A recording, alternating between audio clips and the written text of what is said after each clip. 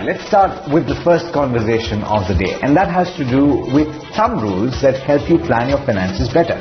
Not all thumb rules are set to work perfectly. As they say, when it comes to personal finance, the definition has personal in it because your context is different from everybody else's.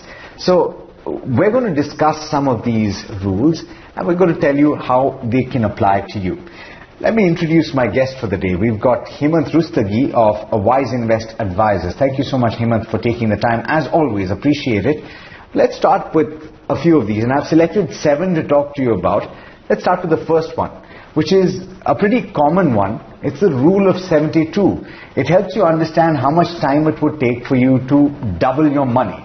How do you use this when it comes to personal finance? So Alex, I think this is an important rule, the rule of 72. Basically what it tells you is that in how many years can you double your money. So for example, if you're investing in an instrument which is giving you 6% return, fixed return, you divide 72 by 6, it will take you around 12 years. So if you're investing in a product which is a market-linked product, and you assume the return to be, let's say, 10%, which means that your money will double in 7.2 years, quadruple in maybe 14 and a half years. So I think this gives you an idea, but how it is beneficial is one, it tells you about power of compounding, how power of compounding works and how this brings magic to your investment process. That's very, very important for every investor to understand. Second is, when you're investing for a long-term goal and you have a certain target to be achieved after a certain number of years, and you have a target in mind, now the rule of 72 broadly tells you that at what rate you need to earn your return to get there. Now, once you are able to figure out that, okay, this is the kind of return I need to make to double my money after a certain number of years, this helps you in deciding your asset allocation, and also within that, which option will work for you. So I think these are 2 major advantages, but I think as an investor, there are a couple of things that you need to remember. One is that the return that you consider should be a post-tax return, not the gross return, because especially when you're investing in traditional options, and where the income is taxable, most of them, post-tax return is much, much lower. So that's something that you, as an investor, already need to remember. And second thing is, the return, especially when you're investing in a market-linked product, is just an estimate, which means that you need to monitor your portfolio over your defined time horizon to ensure that it remains on track to achieve whatever is return you have estimated. So I think these are 2 important things that investors need to remember if you are following the rule of 72. And you said it, Hemant, you've actually hit the nail on the head.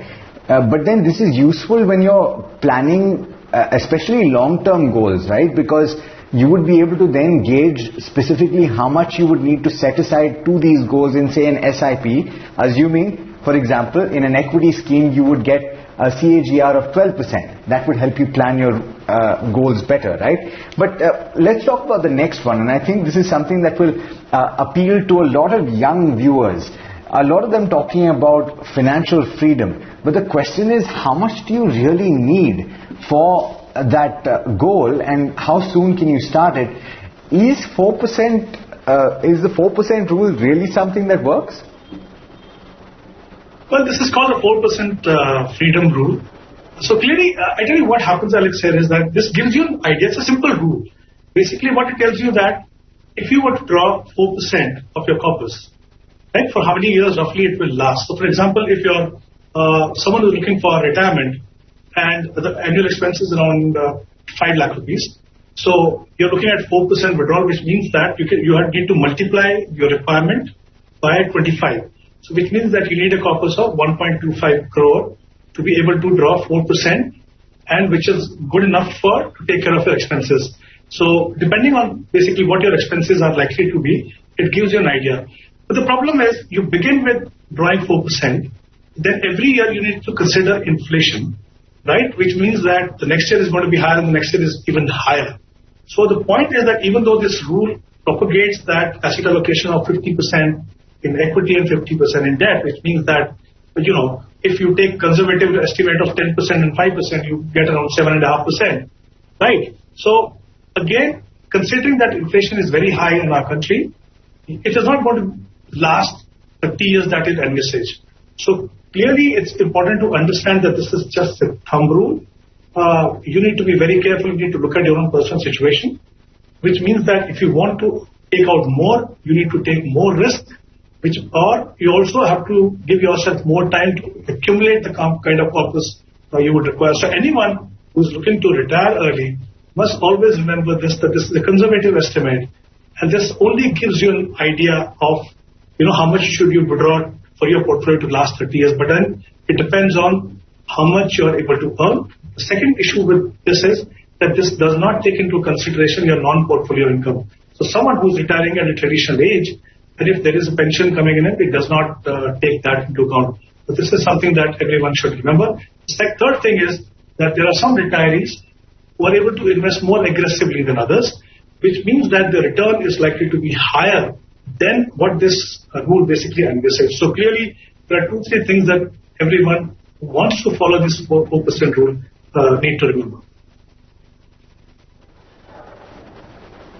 And just to add to that, Hemant, there's also the aspect of, retiring early or financial freedom doesn't necessarily mean that you need to stop earning completely. You can pick up activities that don't necessarily give you as much remuneration as the others, right? So that's something to bear in mind. The third one I wanted to discuss with you is the allocation rule, right? How much do you allocate towards a particular asset class? And it says 100 minus your age. Is this too simplistic according to you? Well, look, this is a thumb rule which says that 100 minus your age should be invested in equity. Now, for example, if someone who's 25-year-old, according to this thumb rule, 75% should be in equity, the rest should be in debt. And someone who is 60-year-old, 40% should be in equity and 60% should be in debt. Now, the thing is, this is a thumb rule, and as you rightly mentioned at the beginning, not all the thumb rules will apply to you or will be beneficial to you. The problem with this rule is that it makes asset allocation very simple. But in reality, it is not. Because one thing it does not consider is your personal situation. For example, even if someone who is 25-year-old, and as per this rule, the person should be investing around 75% in equity, but if he has some financial liabilities or some responsibilities in the family, the person may not be able to invest 75% in equity. Similarly, someone who is a retiree may have personal situation different from other people who have retired. Maybe all the responsibilities have been taken care of. There are no financial burden on them.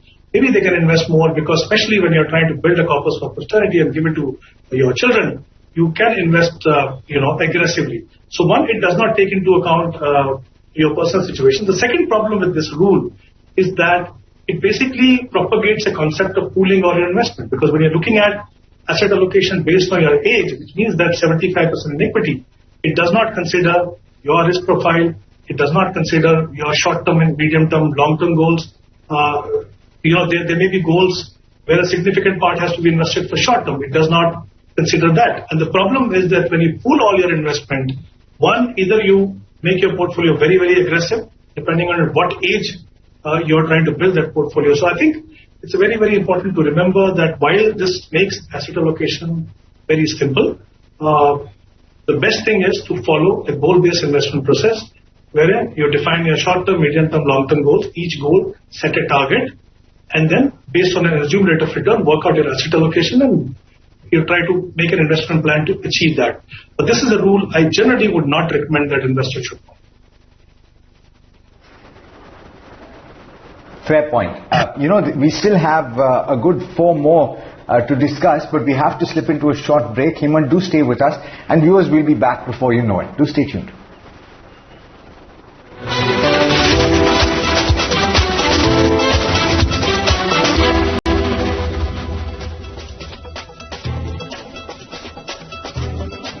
Welcome back. You're watching the Easy Money Show, and we're speaking about the thumb rules that you need to consider when it comes to your personal finances. We've already spoken about the rule that relates to compounding, the one that it talks about asset allocation, and the one that talks about financial freedom.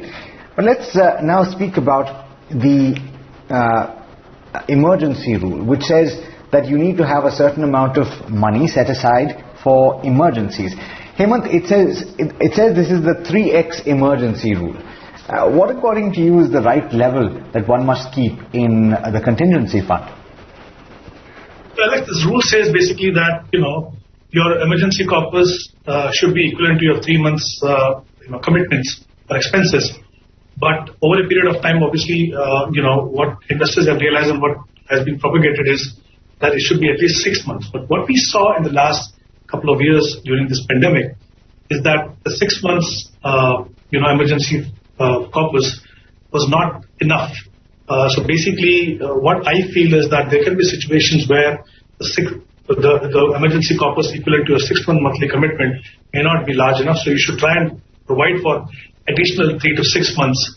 So at least make it 9 months to make sure that if you are faced with any financial exigency, that you have enough resources to make sure that you're not disturbing your investment process and you're able to handle those financial stresses in a much better manner. But I think there are a couple of things I would say that every investor need to remember when you're trying to build up an emergency corpus. One is that don't take only your household expenses. When we talk about your needs, so basically it should be your insurance premium, it should be your rent, it should be your EMIs and your household expenses. Consider that and then multiply that by 6 or 9 months, and then you'll arrive at a number which should be your emergency corpus. And the second thing is very important, that it should be investing in a manner that it is available to you at any point in time. The market volatility should not be impacting it. That's why either you should be looking at, if you're looking at mutual fund as an option, you should look at maybe liquid funds, or you can even keep it in your short-term bank deposit. So have adequate emergency fund, and also ensure that it's liquid and it's available to you whenever you're faced with any financial exigency. Absolutely. And in fact, I've heard financial experts like yourself suggest a higher contingency fund in the event that you are the single earner in a family. It's always a good idea to keep more in that situation. But let's talk about the management of inflow of cash, right? Because this is something that a lot of people struggle with, especially young people nowadays, because there's so much to spend on, right, Hemant? So there's a 50-30-20 rule. How would you say that one can use that here? Is it something that is still valid considering the kind of spending patterns that you're witnessing today? Well, let's understand what this rule says. This rule says that 50% should be kept aside for your needs, which I just mentioned, that it would be household expenses, your insurance premium, EMIs, rent. 30% is basically for your needs, which could be entertainment, traveling, and 20% is for saving. Now, what this rule does is basically it propagates one thing, is that you need to provide for your needs, wants, and savings in a manner that you do not end up compromising your financial future. But of course, it's a thumb rule again. It only propagates that you need to provide for each one of them separately.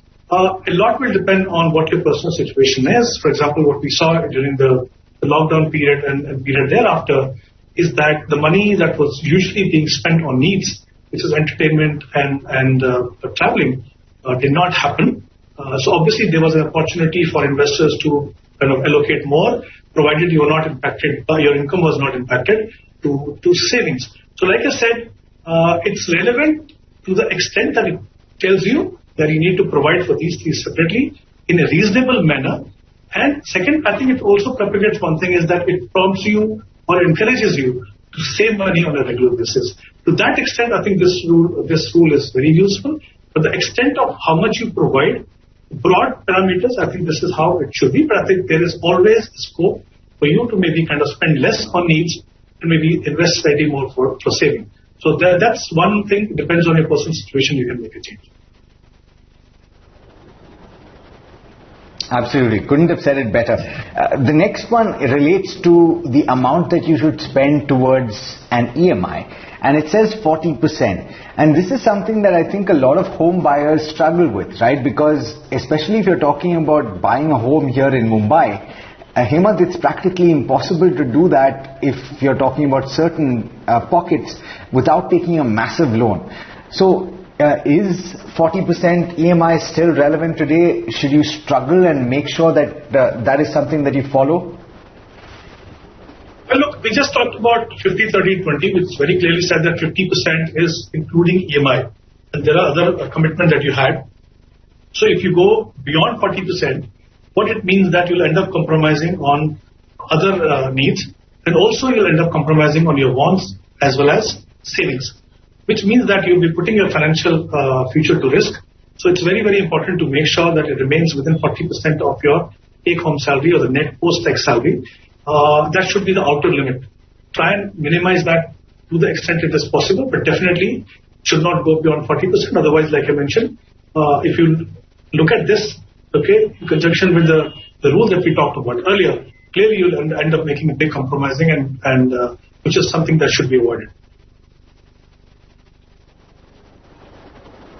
Okay, and the last one has to do with the life insurance rule. How does one understand this? Well, I think the thumb rule says that the sum assured for your life insurance should be 20 times the annual income. That's a thumb rule again. Normally, the factor that you consider is your age, your income, and your outstanding loans. But if you find this a little cumbersome, then you can follow the thumb rule, which clearly says that it should be at least 20 times of your annual income. But it's equally important to make sure that you buy the right product. That's why it's always recommended that you should buy a term plan, because one, it gives you the kind of risk cover you need. The second is premium is much lower than the other traditional option. The second thing you need to remember is, while this may be the starting point, you need to review your insurance needs over a period of time. For example, if your income level goes up in the next 5 years, so clearly you need to kind of relook at how much cover you would need in line with that. So don't just look at one figure at the beginning and then continue that for the 15, 20 years. Keep relooking at it, and if you need to enhance the cover, by all means you must do that. But like I said, this is just a thumb rule, maybe good enough for people who find it little cumbersome to ascertain how much sum assured they require. Absolutely, Hemant. I think that is the purpose of most of these thumb rules, right? To get you started. And of course, with shows like this one, we'll help our viewers get a lot more well-versed with how to manage their money. Always a pleasure speaking with you. Thank you so much for taking the time.